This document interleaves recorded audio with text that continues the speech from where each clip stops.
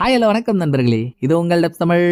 இன்னைக்கு நம்ம பார்க்க போற படம் 2017 ரிலீஸ் ஆன ஹேங் மேன்ன்ற ஒரு ஹாலிவுட் கிரைம் த்ரில்லர் மூவியை தான் பார்க்க போறோம். இந்த படம் இப்படி ஒரு படம் தாங்க நான் எப்பவுமே எதிர்பார்க்கிறது. ஒரு கிரைம் மூவின்னு எடுத்துக்கிட்டோம்னா அதுல க்ளூ, இன்வெஸ்டிகேஷன், பசில், அதை சால்வ் பண்றப்போ ஒரு ட்விஸ்ட், வேற லெவல் சேசிங், அடுத்து என்னன்ற ஆர்வம், இது எல்லாமே இருக்கணும்ல. ஆனா எல்லா படத்துலயும் இதை நம்மளால எதிர்பார்க்க முடியாது. பட் இந்த படத்துல படம் ஆரம்பிச்சதுல இருந்து முடிகிற வரைக்கும் இப்ப நான் சொன்ன எல்லாமே இருக்குங்க.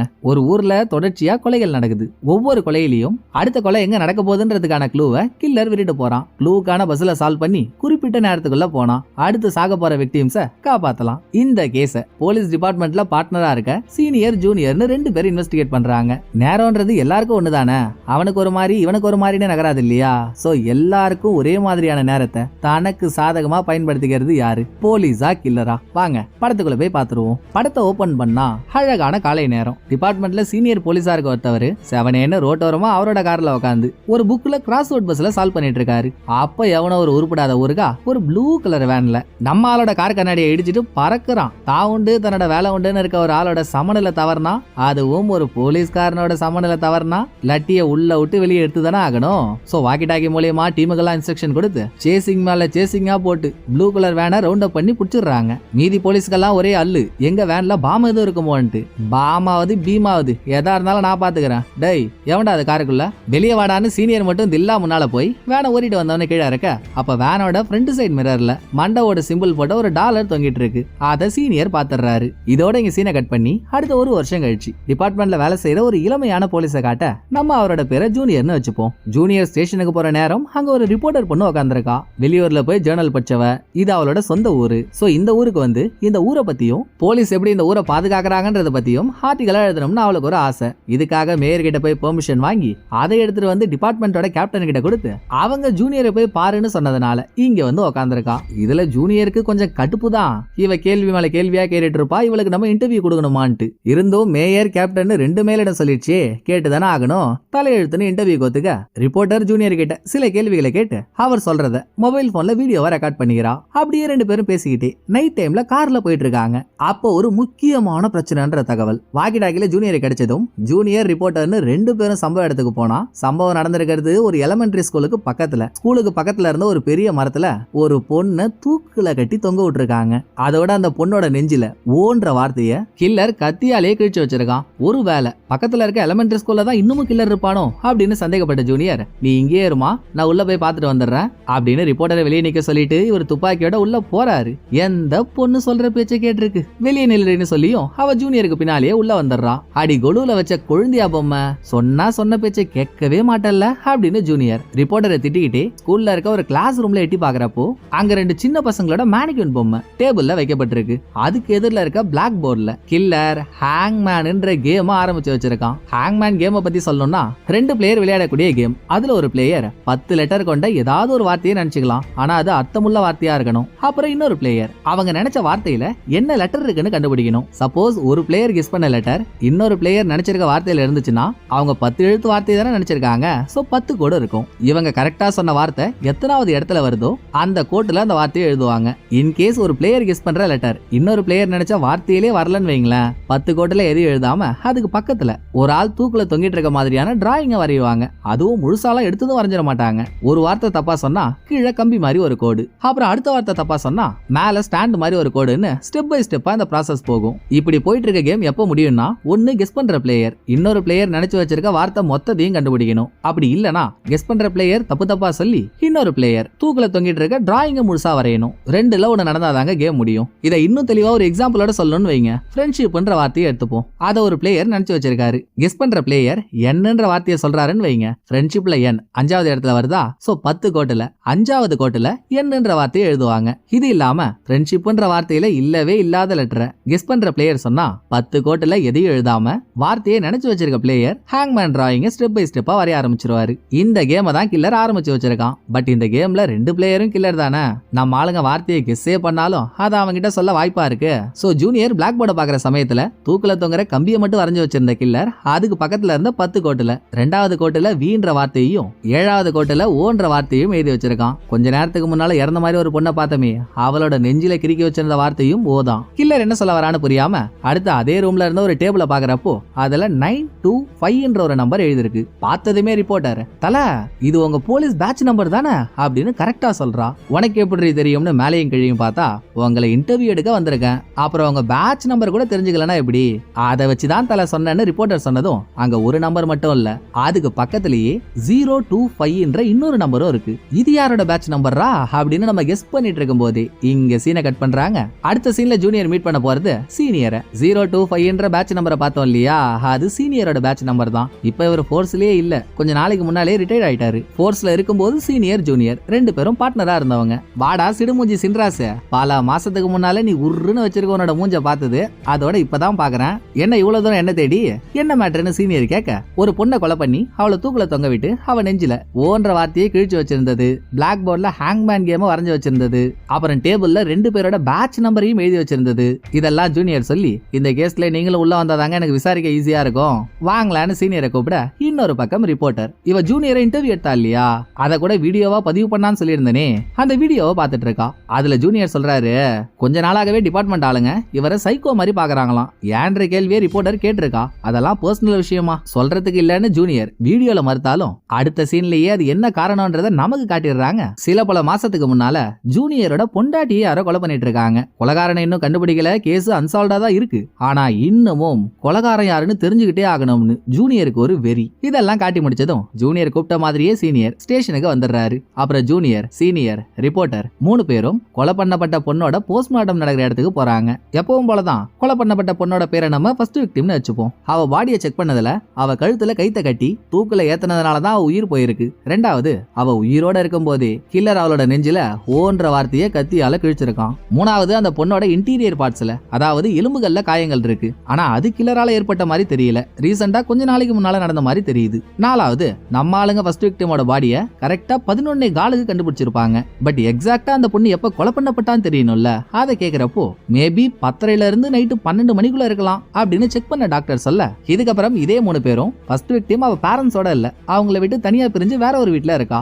அந்த வீட்டுக்கு விசாரணைக்காக போறாங்க. வீட்டுக்குள்ள நுழைஞ்சதுமே ஒரு ஆஸ்ட்ரே மொத்தமும் பிளாக் சிகரெட்ஸா இருக்கு. அதோட ஃபர்ஸ்ட் விக்டிமோட போனையும் வீட்டுல சீனியர் கண்டுபிடிக்கிறாரு. அதுல ஜெரின்ற ஒரு ஆளோட நம்பர்ல இருந்து நிறைய மிஸ்டு கால் வந்திருக்கு. இதுல பொறித்தற்ற ஒரு விஷயம் என்னன்னா, ஃபர்ஸ்ட் விக்டிமோட பேரண்ட்ஸ் கிட்ட விசாரிக்கிறப்போ நம்ம பொண்ணு ஜெரின்ற ஒரு பையனை லவ் பண்றான்றது அவங்களுக்கு தெரிஞ்சிருக்கு. ஆனா ஜெரி அவங்க நேர்ல பார்த்தது இல்ல. இதோட பொண்ணு காணாம போன அன்னைக்கு ஜெரி கூட தான் அவுட்டிங் போறதாகவும் சொல்லியிருக்கா. சோ இப்ப கேஸ்ல நம்பர் 1 சஸ்பெக்ட்னா அது ஜெரி தான். இப்படி போன சீனியரும் ரிப்போர்ட்டரும் பார்த்துட்டு இருக்க, இன்னொரு பக்கம் பெட்ரூமுக்குள்ள போன ஜூனியர் மர்சலான முகத்தோட வெளியே இருக்க சீனியரை உடனே வாங்கன்னு உள்ள கூப்பிட, உள்ள போய் பார்க்கும் பொழுது ஒரு ரத்த கலரியான ட்விஸ்ட்.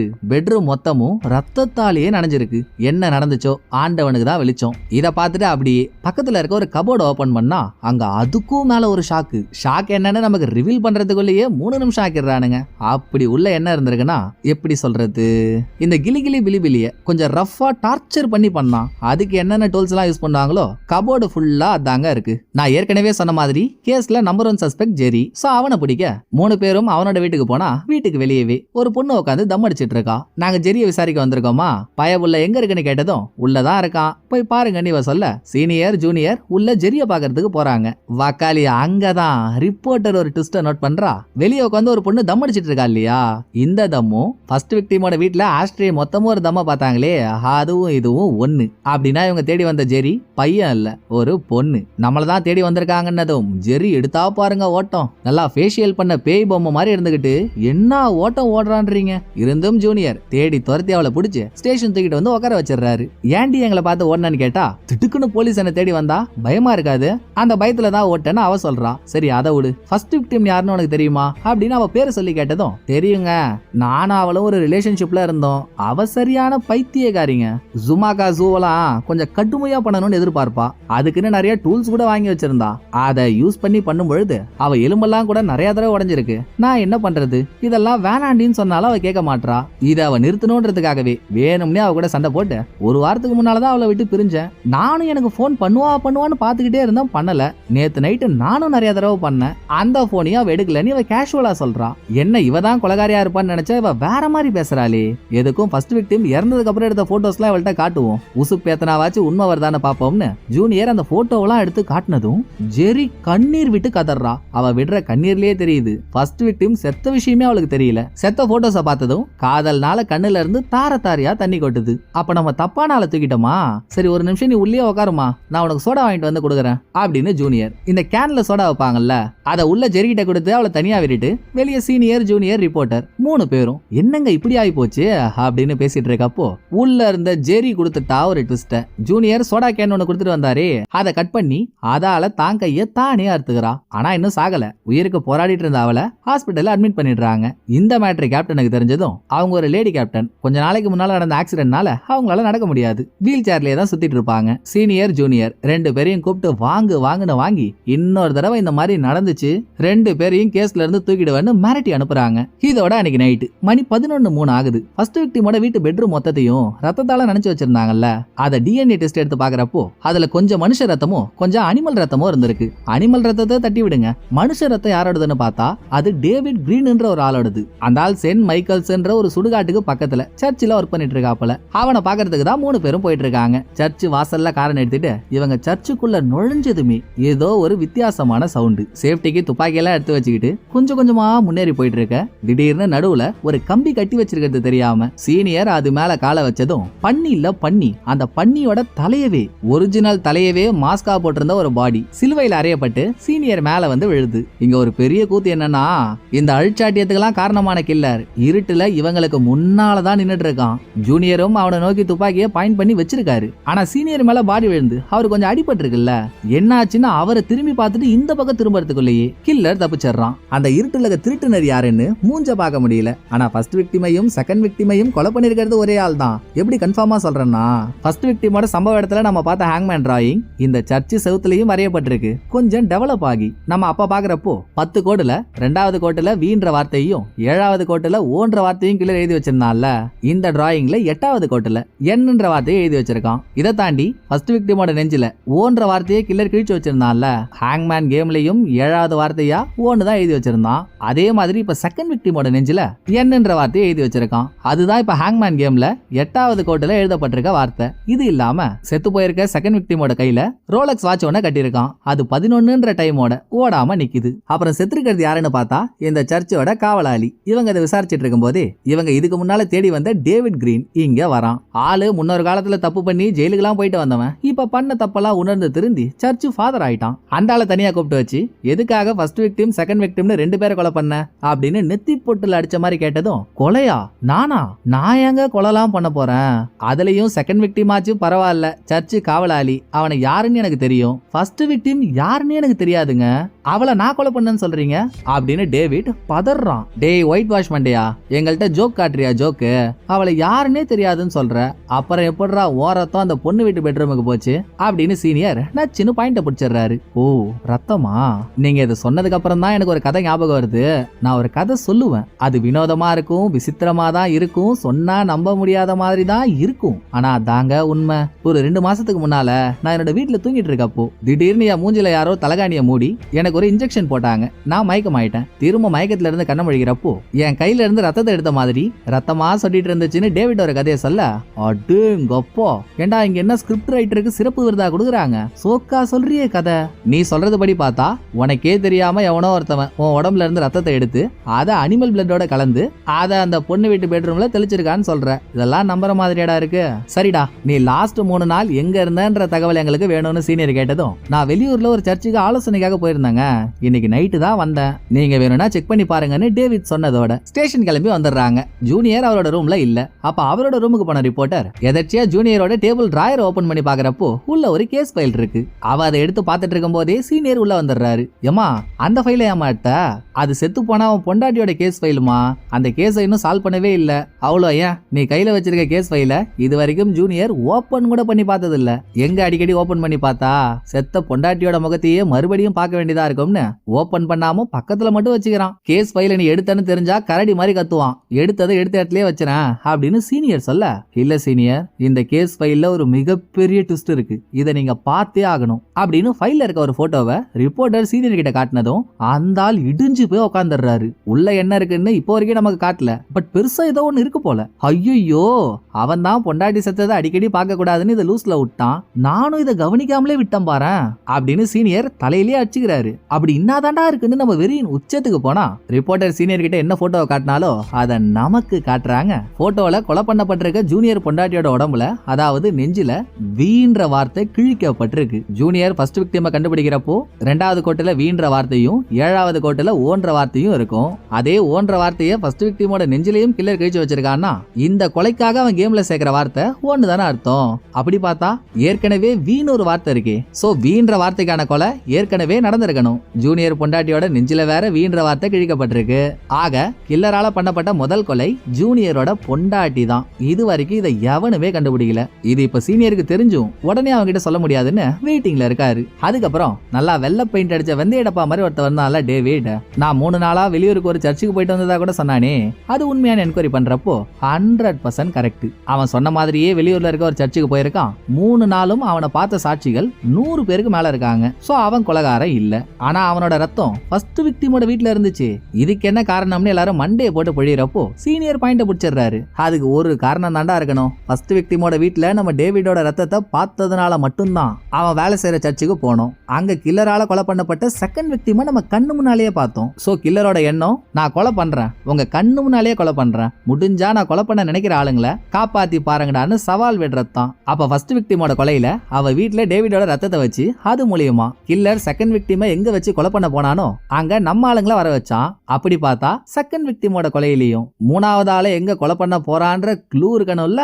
இதுக்கு ஃபர்ஸ்ட் தெரிய வேண்டியது கொலை எந்த டைம் நடக்க போகுதுன்றது. அதுக்கான வழியும் சீனியர் கண்ணுல படுது. அதான் இறந்து போன செகண்ட் விக்டிம் அவன் கையில ரோலக்ஸ் வாட்ச் ஒண்ணு கட்டியிருந்தான்ல, அது கூட 11 மணியோட நின்று இருந்துச்சு. பொதுவா ரோலக்ஸ்ன்றது எக்ஸ்பென்சிவான ஒரு வாட்ச். சர்ச்சில் காவலாளியா வேலை செய்யறவன் அந்த வாட்சை கட்டியிருக்க வாய்ப்பே இல்ல. அப்படின்னா கில்லர் தான் 11 மணியோட வாட்ச்ல டைமை நிறுத்தி வாட்சை செகண்ட் விக்டிமோட கையில கட்டி நான் டெய்லியும் 11 மணிக்கு கொலை பண்ணுவேன்னு சொல்லாம சொல்றான். ஹேங்மேன் கேம்ல 10 கோடை இருக்கும். ஜூனியர் பொண்டாட்டியும் சேர்த்து 3 கொலை நடந்திருக்கு. அப்ப கில்லர் இன்னும் 7 கொலை பண்ணுவான் இல்லையா? ரைட், கில்லர் எந்த டைம் கொலை பண்ணுவான்னு தெரிஞ்சு போச்சு. அடுத்து கில்லர் எங்க வச்சு கொலை பண்றான்னு தெரியணும். இதுக்கான க்ளூவும் நிச்சயமா செகண்ட் விக்டிமோட கொலையில தான் ஒளிஞ்சிருக்கணும். அது என்னன்னு தேடுறப்போ செகண்ட் விக்டிமோட தலையில பன்னியோட தலை ஒண்ணு மாட்டப்பட்டிருந்துச்சே, அதுதான் அந்த க்ளூ. எப்பவுமே இந்த மாதிரி பன்னி மாடுன்னு கறி விற்கிற கம்பெனிஸ்ல அவங்க கம்பெனில இருந்து வெளியே வர கறியில ஒரு சீரியல் நம்பரை அச்சிடுவாங்க. நாளை பின்ன அந்த கறி கெட்டு போச்சுன்னா சீரியல் நம்பரை வச்சு எந்த கம்பெனி இந்த கறியை டிஸ்ட்ரிபியூட் பண்ணாங்கன்னு கண்டுபிடிக்கிறதுக்கு கவர்மெண்ட் அது ஒரு ரூலாவே போட்டிருக்கு. சோ இவங்களுக்கு கிடைச்சிருக்க பன்னி தலையில இருக்க சீரியல் நம்பரை வச்சு அது எந்த கறி கம்பெனில வெட்டப்பட்டுச்சோ அந்த கறி கம்பெனி வாசலுக்கு 3 பேரும் போறாங்க. கரெக்டா மணி அப்பதான் 11. 3 பேர் உள்ள போறாங்க. அதுல சீனியர் ஜூனியர் கில்லரை தேடுறேன்னு ரிப்போர்ட்டரை தனியா விட்டுட்டு அவங்க பிரிஞ்சிடுறாங்க. எங்க போறதுன்னு திக்கு தசை தெரியாம அங்க நிறைய பன்னி உடம்ப கறியாக்கி தலைகீழ தொங்க விட்டுருக்காங்க. அதுக்கு பக்கத்துல ரிப்போர்ட்டர் நடந்து போயிட்டு இருக்கப்போ திடீர்னு மிஷின் ஆன் ஆகி கறி எல்லாம் சுத்த ஆரம்பிச்சிருது. ரிப்போர்ட்டர் ஒரு சைட்ல நின்னுட்டு இருக்கா, அதுக்கு ஆப்போசிட்ல தாங்க கில்லர் நின்னுட்டு இருக்கான். மிஷின் ஆன் ஆனதும் ரிப்போர்ட்டருக்கு ஒரு பதட்டம். சோ அவ பாக்கெட்ல வச்சிருந்தா அவளோட ரெக்கார்டர் தவறி கீழே விழுந்துருது. அத கையில எடுத்த கில்லர் என்னத்த பேசினானோ கொஞ்ச நேரத்திலேயே ரெக்கார்டரை கீழே வச்சிடறான். இந்த பக்கம் பயந்துகிட்டே இருந்த ரிப்போர்ட்டர் கொஞ்சம் கொஞ்சமா முன்னேறி போயிட்டு இருக்க சுத்திட்டு இருந்துச்சு இல்லையா கறி, அதுக்கு நடுவுல தாங்க கில்லர் கொலை பண்ண 4வது ஆளோட பாடியும் இருக்கு. அவ்வளவுதான், அதோட வேலை முடிஞ்சிருச்சு. கில்லர் ஓடிடுறான். பதட்டத்துல இருந்த ரிப்போர்ட்டரை சீனியர் வந்து ஆஃப் பண்ணிடுறாரு. இனி இப்ப கொலை பண்ணப்பட்டிருக்கவன் யாருன்னு கண்டுபிடிக்கணும். ஆனா அது கொஞ்சம் கஷ்டமா இருக்கு. ஏன்னா கறிகளுக்கு நடுவுல கம்பியில மாட்டி தொங்க விடப்பட்டிருக்க பாடி உறைஞ்சு போயிருக்கு. இத வார்ம் பண்ணி அட்டாப்சி பண்ணி கண்டுபிடிக்கணும்னா அதுக்கு எப்படியும் 1 வாரம் ஆயிடும்ன்ற மாதிரி டாக்டர் சொல்ல அங்க சீனியருக்கு ஒரு டவுட்.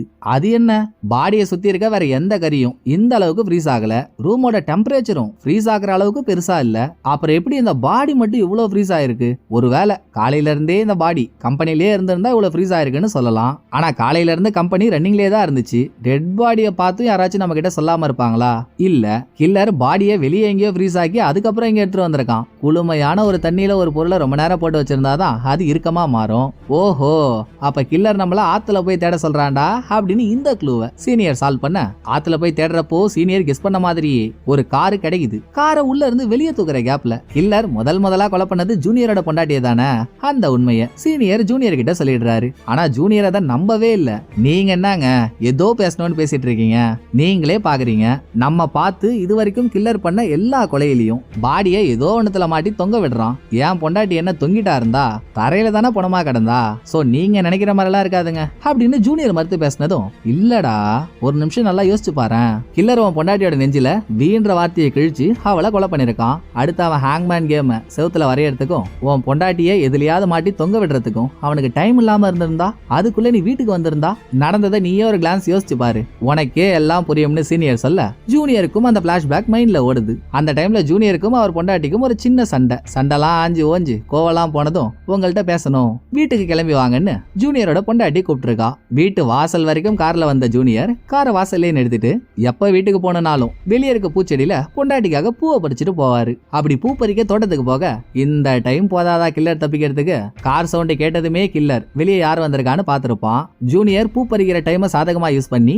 கொலை பண்ணிட்டு அதுக்கு மேல எதுவும் பண்ண முடியாம அவன் அங்க இருந்து தப்பிச்சு போயிருப்பான். சோ சீனியர் சொல்றது கரெக்டா தான் இருக்கும். இதுக்கப்புறம் ஜூனியர் உள்ள போய் பாக்குறப்போ பொண்டாட்டி போனமா கடந்திருக்கா. அந்த மூஞ்சி தெரியாத மூதேவி இருக்கானே கில்லர், ஜூனியர் செத்தவரோட பொண்டாட்டிய கையில தூக்கி வச்சு அழுதுட்டு இருக்கப்ப கூட அதை ஆனந்தமா பார்த்து ரசிச்சுட்டு அதுக்கப்புறம் அங்க இருந்து தப்பிச்சு போயிருக்கலாம். எப்படியோ ஜூனியர் பொண்டாட்டியை கொலை பண்ணது இதே கில்லர் தான். இத சீனியர் புரிய வச்சதும் ஜூனியருக்கு உச்சக்கட்ட கோவம். கில்லரை புடிச்சே ஆகணும்ன்ற காண்டு நேரா ஆத்துல இருந்து காரை தூக்கிட்டு இருக்க இடத்துக்கு போய், இன்னும் என்னடா பண்ணிட்டு இருக்கீங்க நவுருங்கடா அப்படின்னு ஒரு பெரிய கல்லை தூக்கி கார் கண்ணாடியை உடைச்சு உள்ள இருக்க டாக்குமெண்ட்ஸ் எல்லாம் எடுத்து கடைசியா கில்லரால கொலை பண்ணப்பட்ட ஆள் யாரு, அவரோட வீட்டு அட்ரஸ் என்னன்னு கண்டுபிடிச்சு 3 பேரும் அந்த வீட்டுக்கு போறாங்க. இவங்க இங்க வருவாங்கன்னு எப்படியும் கில்லருக்கு தெரியும். சோ உள்ள சின்னதா கயிறு மாதிரி ஒண்ணு கீழே கட்டி வச்சிருக்கான். ஜூனியரோட கால் அது மேல பட்டதும் பேஸ்மெண்ட்ல ஒரு சவுண்ட் கேக்குது. கீழே போனா இவங்க ஊரையே ரெப்ரசென்ட் பண்ற மாதிரி டாய்ஸால செய்யப்பட்ட ஒரு பொம்மை ஊர் இருக்கு.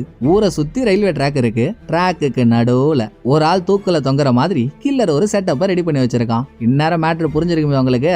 அடுத்து கில்லர் பண்ண போற கொலை ரயில்வே ட்ராக்குக்கு நடுவுல. லொகேஷனை கண்டுபிடிச்சிட்டாங்க. 11 மணிக்குள்ள அங்க போகணும், அப்பதான் சாக போற ஆளை காப்பாத்த முடியும். இந்நேரம் பாருங்க இதே டைம் அந்த வழியா ட்ராக்ல ஒரு ட்ரெயின் வரும். சடனா இப்படி ஆயிட்டதுனால ட்ரெயினை நிறுத்த முடியல. இருந்தும் 11 மணிக்குள்ள நம்ம ஆளுங்க போயிடுறாங்க. இவங்க போன டைம் தூக்குல ஒரு ஆள் தொங்கிட்டு இருக்காரு, இன்னமும் உயிரோட வேற இருக்காரு. ட்ரெயின் வேற இன்னொரு பக்கம் வந்துட்டு இருக்கு. அதே இடத்துலதான் கொஞ்சம் தூரம் தள்ளி கில்லரும் நிக்கிறான். அவனையும் பிடிக்க முடியல, ட்ரெயினையும் நிறுத்த முடியல. ஜூனியர் வேற நான் தூக்குல தொங்கி உயிருக்கு போராடிட்டு இருக்க ஆளை காப்பாத்தாம வரவே மாட்டேன்னு ஒத்த கால்ல நிக்கிறாரு. அந்த ஆள் கழுத்துல மாட்டி இருக்கிறது கயிறா இருந்தா அறுத்துடலாம், இல்ல ஷூட் பண்ணிடலாம். ஆனா அது இரும்பு கம்பி, அவ்வளவு சீக்கிரத்துல கழட்டவும் முடியல. ட்ரெயின் ரொம்ப பக்கத்துல வந்துருச்சு. இப்படியே போயிட்டு இருந்தா ஜூனியருக்கும் சேர்த்து சங்குதான். சோ அவனை விட்டு தள்ளுடா, நீ ஃபர்ஸ்ட் வாடா அப்படின்னு சீனியர் ஜூனியரை பிடிச்சி இழுத்துறாரு. தூக்குல தொங்கிட்டு இருந்தவர் மேல ட்ரெயின் மோதி பாடி பீஸ் பீஸா பறந்துருது. இப்பவும் நம்ம ஆளுங்களுக்கு தோல்விதான். அப்புறம் கொலை பண்ற இடத்துல எல்லாம் கில்லர் ஹேங்மேன் டிராயிங்க வரைஞ்சு வச்சுட்டு போவானே, இங்க நின்னுட்டு இருக்க ட்ரெயின்ல ஹேங்மேன் டிராயிங்க வரைஞ்சு வச்சிருக்கான். இதுக்கு முன்னால நம்ம பார்த்த வரைக்கும் 10 கோட்டுல 2வது கோட்டுல வி, 7வது கோட்டுல ஓ, 8வது கோட்டுல என் அதானே இருந்துச்சு.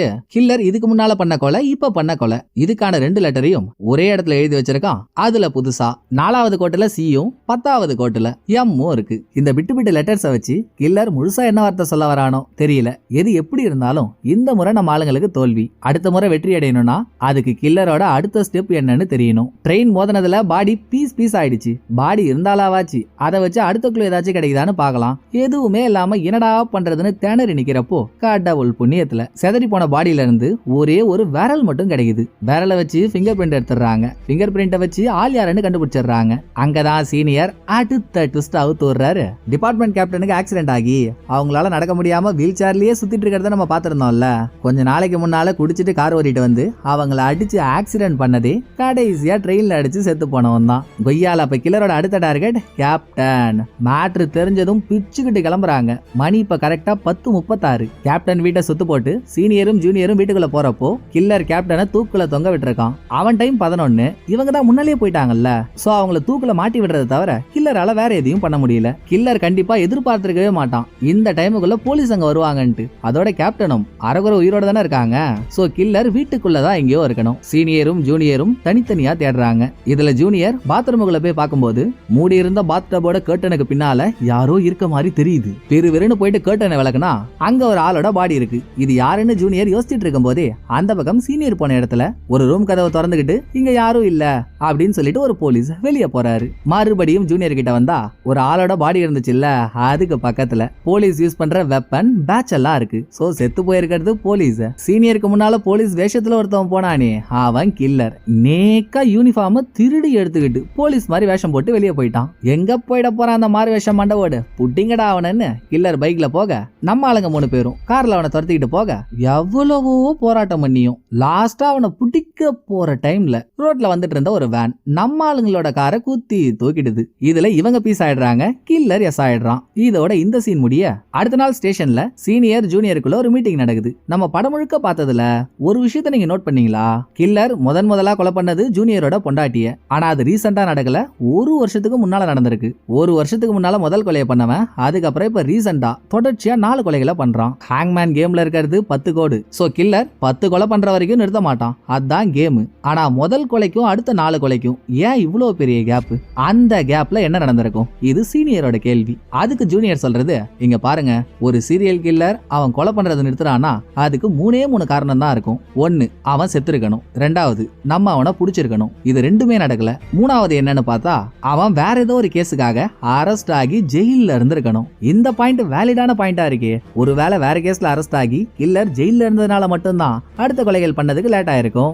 ஜூனியர் ஃபர்ஸ்ட் விக்டிமோட பாடியை கண்டுபிடிக்கும் போதே அங்க இருந்த டேபிள்ல சீனியர் ஜூனியர்னு 2 பேரோட போலீஸ் பேட்ச் நம்பரையும் கில்லர் எழுதி வச்சிருக்கான். சோ இவங்க 2 பேர் மேல இருக்க பர்சனல் வெஞ்சன்ஸ்னால தான் கில்லர் இந்த கேம் ஆரம்பிச்சிருக்கான்றது நமக்கு நல்லா தெரியுது இல்லையா?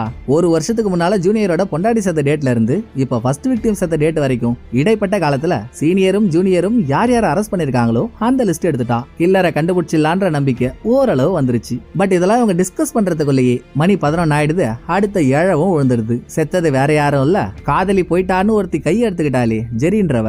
அவளை ஹாஸ்பிட்டல்ல அட்மிட் பண்ணிருந்தாங்க இல்லையா? கில்லர் அவளை தான் கொலை பண்ணி தூக்குல தொங்க விட்டுருக்கான். இந்த கொலையில ஹேங்மேன் கேம்ல கில்லர் சேர்க்கிற புது வார்த்தை 5வது கோட்டுல டி. இதுக்கு மேல அவனை விட்டவே கூடாதுன்னு வெறியோட ஸ்டேஷனுக்கு போன நம்ம பாய்ஸ் ஏற்கனவே ஒரு வருஷத்துல இவங்க யார் அரெஸ்ட் பண்ணாங்களோ அந்த லிஸ்ட் எடுத்து சொல்லியிருந்தாங்கல்ல. கணக்குல வரது 26 பேர். அதுல 5 பேர் மட்டும் தான் ஃபர்ஸ்ட் விக்டிமோட கொலை நடக்கிறதுக்கு முன்னால ரிலீஸ் ஆயிருக்காங்க. அவங்க யாருன்ற டீடைல செக் பண்ண அதுல ஆடம்ன்ற ஒரு ஆளுங்க ஆயுத கடத்தல் வழக்குல அரெஸ்ட் ஆயிருக்கான். அவன் வேலை செய்யற இடம் டாய்ஸ் அண்ட் டாய்ஸ்ன்ற ஒரு பொம்மை கடையில. ட்ரெயின்ல அடிபட்டு செத்தவரோட வீட்டு பேஸ்மெண்ட்ல இந்த ஊரையே ரெப்ரசென்ட் பண்ற மாதிரி ஒரு பொம்மை செட்டப் இருக்கிறத பாத்திருந்தோம்ல.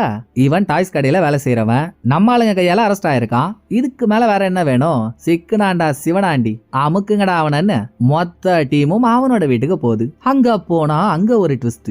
இவங்க போகும்போதே ஆடம்ன்றவன் பொண்ணமா கிடக்குறான். பாக்குறதுக்கு அவனே ஷூட் பண்ணிக்கிட்டு செத்த மாதிரி தான் இருக்கு. அதோட அவன் வீட்டு செவுரு மொத்தமும் ஹேங்மேன் வரைகிற டிராயிங், கூடவே சீனியர் ஜூனியர் ரிப்போர்ட்டர் இவங்களோட போட்டோஸ், ஏன் ஜூனியர் பொண்டாட்டியோட போட்டோ வரைக்கும் இருக்கு. கூடவே கடைசியா கில்லர் போலீஸ் ட்ரெஸ் ஒண்ண மாட்டிட்டு தானே தப்பிச்சு போனா, அதுவும் வீட்டு கபோர்ட்ல இருக்குங்க. சோ இவன் தான் கில்லர். போலீஸ்ட நம்ம மாட்டிக்கிட்டோம், அவங்க நம்மள பிடிக்க வராங்கன்ற பயத்துல தற்கொலை பண்ணிட்டு இறந்துட்டான் அப்படின்னு கேஸ முடிச்சு ஆரம்பத்துல இருந்து இப்ப வரைக்கும் ரிப்போர்ட்டர் ரெஸ்டே இல்லாம இவங்க கூட சுத்திட்டு இருக்கால.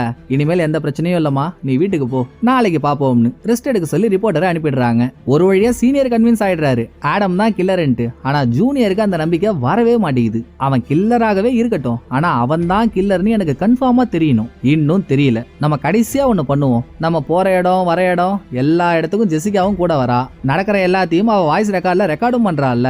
ஒரு தடவை அவ வீட்டுக்கு போய் அந்த ரெக்கார்டெல்லாம் கேட்டுட்டு வந்துருவோம். அப்பதான் எனக்கு மனசு நிம்மதியா இருக்கும்னு ஜூனியர் சீனியர் கிட்ட சொல்லிட்டு இருக்கா. அதே சமயத்துல வீட்டுக்கு போன ரிப்போர்ட்டர் ரெக்கார்டர்ல இருக்க வாய்ஸ் ஒவ்வொன்றையும் கேட்டுட்டு இருக்கா. ஒரு சீன்ல இவங்க கறி விக்கிற கம்பெனிக்கு போறப்போ மிஷின்லாம் ஆன் ஆச்சு. அதுல ரிப்போர்ட்டர் பதற அவகிட்ட இருந்த வாய்ஸ் ரெக்கார்டர் கீழே விழுந்து கொஞ்ச நேரம் அதை கையில எடுத்து வச்சுக்கிட்டு திரும்ப கில்லர் கீழே வச்சான்ல.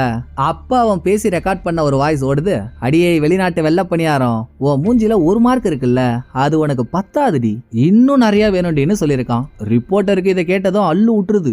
அடுத்த செகண்டே சீனியர் கிட்ட மேட்டர் சொல்லிடலாம்னு போன் எடுத்தா ஜூனியர் நினைச்சது கரெக்ட். கில்லர் இன்னும் சாகவே இல்ல. ஒரிஜினல் கில்லர் இங்க வந்து ரிப்போர்ட்டரை அடிச்சு தரன்னு எடுத்துட்டு போயிடுறான். அதுக்கப்புறம் தான் சீனியர் ஜூனியர் 2 பேரும் வராங்க. வீட்டுல ஒரு கலைபீரமே நடந்திருக்கு. இதுக்கு நடுவுல சண்டை நடந்தப்போ கில்லரோட கழுத்துல இருந்த ஒரு டாலர் தவறி கீழே விழுந்திருக்கும் போல. சீனியர் அதை எடுக்க கில்லரை கண்டுபிடிக்கிறதுக்கான ட்விஸ்டே இந்த டாலர்ல தாங்க இருக்கு. படம் ஓபன் ஆகும் போதே சீனியரோட கார் கண்ணாடிய ப்ளூ வேன்ல வந்த எவனோ ஒருத்தன் வச்சுட்டு போனா. அவனை சுத்து போட்டு அரெஸ்ட் பண்றப்போ அவனோட ஃப்ரண்ட் சைடு மிரர்ல ஒரு மண்டவோட டாலர் தொங்கறத சீனியர் பாத்துருப்பாருல்ல. சேம் டாலர் தான் ரிப்போர்ட்டரோட வீட்லயும் கிடைக்குது. இங்க சீனை கட் பண்ணா இன்னொரு பக்கம் ரிப்போர்ட்டரை கடத்தி வச்சிருக்க கில்லரோட முகத்தை இப்போதான் ரிவீல் பண்றாங்க. நல்லா சொப்பு சாமான்ல செஞ்ச சோட்டாபி மாதிரி இருந்துகிட்டு இவெல்லாம் இவ்வளவு கொடூரமா கொலை பண்ணான்னு சொன்னா நம்மளால நம்பவா முடியுது? இவனுக்கு என்ன பிரச்சனையோ கடத்திட்டு போன ரிப்போர்ட்டரை ஏதோ ஒரு இடத்துல கட்டி போட்டு வச்சு அவள்கிட்ட கண்ட கதையும் பேசி அவளை டார்ச்சர் பண்ணிக்கிட்டே இவளை கொலை பண்றத லைவா எல்லாரும் பார்க்கணும்னு ஒரு வெப்சைட்ல லைவ் டெலிகாஸ்ட் பண்ணிட்டு இருக்கான். அப்படியே அங்க சீனை கட் பண்ணிட்டு சீனியர் ஜூனியருக்கு இடத்துக்கு வந்தா டாலரை வச்சு நம்ம ஒரு வருஷத்துக்கு முன்னால அரெஸ்ட் பண்ண ஆள் தான் கில்லர்னு சீனியர் கண்டுபிடிச்சிட்டாரா. ஆனா இவர் அரெஸ்ட் பண்ணதுக்காகலாம் கொலை நடக்கல. ஏன்னா இந்த அரெஸ்டுக்கு முன்னாலேயே ஜூனியரோட பொண்டாட்டி கொலை நடந்துருச்சு. அப்படின்னா அவனுக்கு வேற ஏதோ ஒரு வெஞ்சன்ஸ் இருக்கணும். அவன் ஃபேமிலி டீடைல் எல்லாம் எடு, அதுல ஏதாவது தேர்தான் பாப்போம்னு சீனியர் கேட்க கில்லருக்கு வளர்ப்பு அம்மா அப்பான்னு 2 பேர் இருந்திருக்காங்க. அவங்களோட பேரு அவங்கள பத்தின டீடைல் ஜூனியர் சொன்னதும் ஆஹா இதுல எதுவும் இருக்க மாதிரி தெரியல, கில்லரை பெற்றெடுத்த அம்மா அப்பா யாரு அத சொல்லுன்னு கேட்டு அம்மா அப்பா 2 பேரோட பேரை ஜூனியர் சொன்ன அடுத்த செகண்டே டேய் கில்லரோட அப்பா பேரு இதுவா? யாரு 1998ல ஒருத்தவர் தற்கொலை பண்ணிட்டாரு தூக்குமாட்டி அவரா?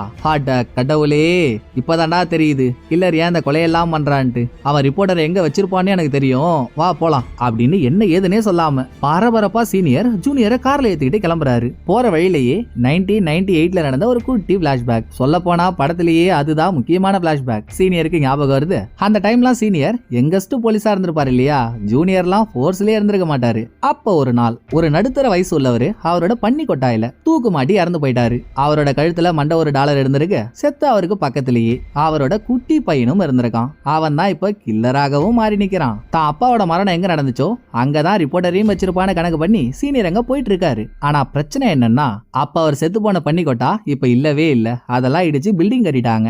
அப்ப வேற எங்கடா ரிப்போர்ட்டரை வச்சிருப்பான்னு சீனியர் சடன் பிரேக் அடிச்சு காரை நிறுத்திடுறாரு. இதே சமயம் கில்லர் தான் ரிப்போர்ட்டரை கொலை பண்ண போறத லைவ் டெலிகாஸ்ட் பண்ணிட்டு இருக்கானே, அது செத்தவங்களுக்கான மெமோரியல் பிளேஸ்ன்றத இவங்க கண்டுபிடிச்சிடுறாங்க.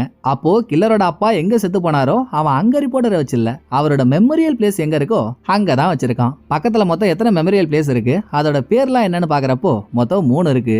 அதுல ஒரு மெமோரியல் பிளேஸோட பேரு சென்ட் மைக்கேல். இது எங்கேயோ கேட்ட மாதிரி ஞாபகம் இருக்குல்ல. கில்லர் டேவிட்ன்ற ஒரு ஆளை பாயிண்ட் பண்ணி அவனோட ரத்தத்தை ஃபர்ஸ்ட் விக்டிமோட வீட்ல தெளிச்சு சீனியர் ஜூனியர் 2 பேரையும் டேவிட தேடி ஒரு இடத்துக்கு போக வச்சான்ல, அந்த இடத்தோட பேரு தான் சென்ட் மைக்கேல். அங்க அவன் அப்பாவோட மெமோரியல் பிளேஸ் இருக்கிறதுனால தான் அவனுக்கு டேவிட் யாருன்னு தெரிஞ்சிருக்கு. சோ அவர் ரத்தத்தை எடுக்கிறதுக்கும் கில்லருக்கு வசதியா இருந்திருக்கு. மொத்தத்துல ஸ்பாட் தெரிஞ்சிருச்சு இல்ல, பிச்சுக்கிறாங்க. மணி 11 ஆகிறதுக்கு இன்னும் 2 நிமிஷம் தான் இருக்கு. இல்ல 1 நிமிஷம் தான் இருக்கு. கில்லர் ரிப்போர்ட்டரை தூக்குல ஏத்துற வரைக்கும் போயிடுறான். அப்போ நிறுத்துடான்னு நம்ம ஊர் படத்துல வர மாதிரி ஒரு குரல். வேற யாரு, சீனியர் வந்துட்டாரு. வந்தவரு கில்லரை கன்வின்ஸ் பண்ணி பேசிட்டு இருக்கும் போதே இப்ப கொஞ்ச நேரத்துக்கு முன்னால காட்டின பிளாஷ்பேக்கோட ஒரு கண்டினியூட்டி. கில்லரோட அப்பா தூக்கு மாட்டி இறந்தாரு இல்ல, அவர் இறந்த இடத்துக்கு முன்னாலேயே கவர்மெண்ட் சைட்ல இருந்து இந்த இடத்தை காலி பண்ணுங்கன்னு அனுப்பப்பட்ட எவிக்ஷன் நோட்டீஸ் இருந்திருக்கு. சோ கவர்மெண்ட் புது பில்டிங் கட்டுறதுக்காக இந்த இடத்தை காலி பண்ணுங்கன்னு நோட்டீஸ் அனுப்பின காரணத்தினாலதான் இதை விட்டா எங்க போவோன்ற வருத்தத்துல கில்லரோட அப்பா தற்கொலை பண்ணிட்டு இறந்துட்டாரு. அந்த இடத்துக்கு போன சீனியர் ஒரு போலீஸா அவரோட கடமையை பார்த்துட்டு அங்க இருந்து கிளம்பிட்டாரு.